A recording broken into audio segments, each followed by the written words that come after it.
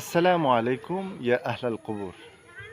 প্রিয় দেশবাসী, আজকের ভিডিওটা দয়া করে শেয়ার করবেন যাতে করে মানুষ সেই ভিডিও থেকে কিছু শিখতে পারে।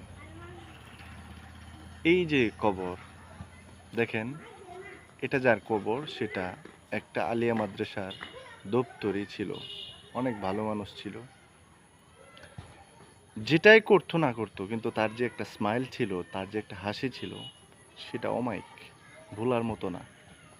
সেই মানুষটা আজকে প্রায় 1 বছর হয়ে যাবে, 1 বছর 1.5 বছর হয়ে যাবে দুনিয়া থেকে চলে গেছে। অথচ তার কবরটা দেখেন, মাটি নাই, গর্ত হয়ে রয়েছে। তার ছেলে আছে, মেয়ে আছে, অথচ ভাই আছে, পাড়া প্রতিবেশী আছে। যে মাদ্রাসা চাকরি করতো এটা পাশেই দেখেন, এই যে মাদ্রাসা। কত শিক্ষকদের সাথে তার ভালো পরামর্শ ছিল, ছাত্রদের সাথে ভালো পরামর্শ ছিল, সম্পর্ক ছিল।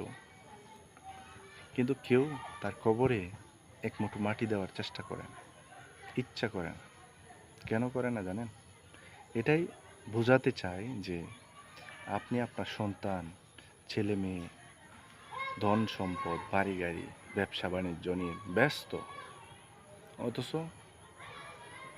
চোখটা বন্ধ করলেই কবর। সেই কবরে আপনাকে রেখে যাবে। এমনও সন্তান আছে বৎসরে খবরও নিবে না। তাই দুনিয়ার ভালোবাসা ত্যাগ করে পরকালের ভালোবাসা বুকে লালন করুন। ইনশাল্লাহ দুনিয়াতেও শান্তি পাবেন, আখেরাতেও প্রিয় নবীজির উসিলায় শান্তি পাবেন। আলহামদুলিল্লাহ, আলহামদুলিল্লাহ।